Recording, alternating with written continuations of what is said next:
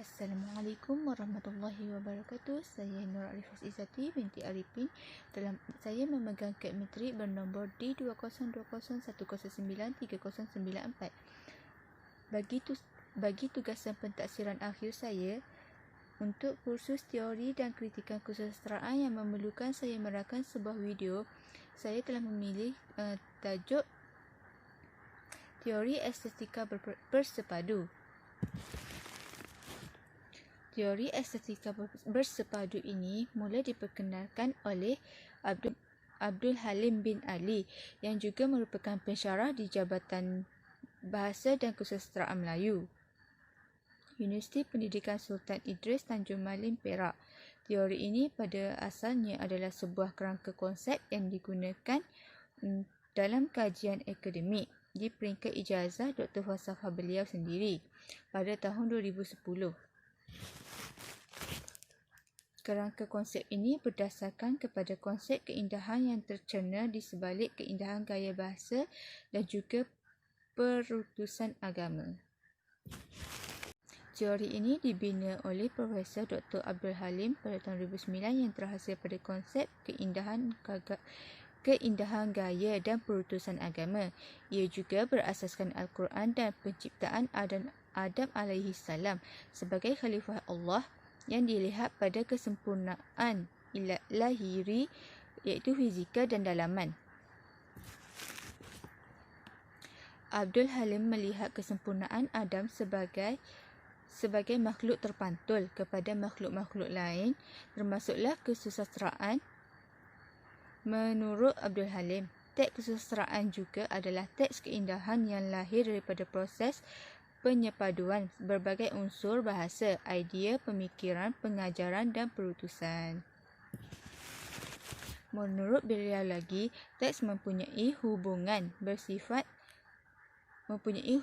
bermakna dengan penciptanya, pengarang, agama dan realiti. Teks juga tidak bersifat autonomi, sebaliknya berfungsi dalam ikatan yang dibataskan oleh ajaran agama, mana-mana norma-norma kehidupan dan kebenaran. Dalam teori ini, Abdul Halim turut menyatakan yang keindahan manifestasi tergambar pada makhluk ciptaan Allah SWT. Puncak kesempurnaan keindahan manifestasi ialah penciptaan manusia yang disifatkan Allah sebagai ciptaan paling sempurna dan indah.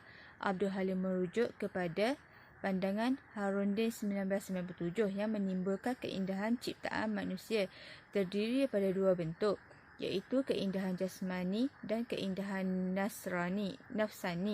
Walaupun kedua-dua keindahan ini memang dituntut supaya dijaga, namun Islam lebih menyuruh kepada supaya meletakkan keindahan kedua, iaitu keindahan nafsani, sebagai asas dan matlamat dalam usaha memperbentukkan kesempurnaan diri sepanjang usia hidup di dunia.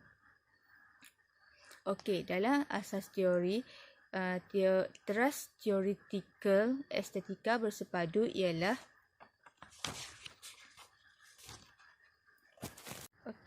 dalam asas teori teras teoretikal estetika bersepadu ialah keindahan yang bermakna di sisi kebenaran.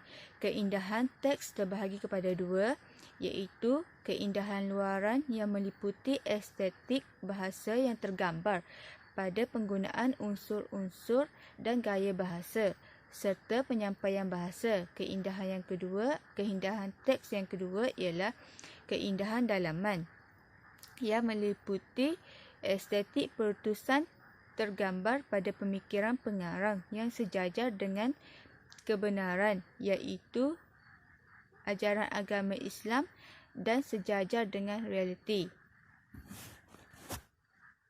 Kebenaran adalah teras penting dalam estetika bersepadu. Teks kesusastraan seharusnya mendukung kebenaran di sisi agama dan di sisi realiti. Ini bermakna teks kesusastraan bukannya semata-mata imajinasi atau fantasi pengarang, namun sebaliknya ia merupakan sebuah wadah ilmu, dakwah dan pengajaran untuk membawa manusia kepada kebenaran agama dan realiti. Terdapat beberapa prinsip yang bagi teori estetika bersepadu. Yang pertama, kesepaduan estetik, bahasa dan pemikiran. Kesepaduan ini disebut sebagai gaya yang mendukung ilmu atau ringkasnya disebut sebagai style. Yang kedua, kesepaduan style iaitu estetik, bahasa dan pemikiran perutusan agama. Dan yang terakhir ialah perkaitan style dan perutusan dengan kebenaran. Kebenaran yang dimaksudkan ialah kesejahteraan, kesejajaran perkaitan style dengan kebenaran Islam dan kebenaran realiti. Teori ini telah diaplikasikan terhadap empat kumpulan puisi iaitu 4 kumpulan puisi Ahmad Kamal Abdullah Kamala iaitu Ain, Pelabuhan Putih, Titir Zikir dan Min. Ia juga turut diaplikasikan terhadap kumpulan puisi Suhaimi Haji Muhammad Taman Taqwa yang disifatkan sebagai memenuhi syarat dan berjaya. Sekian, terima kasih.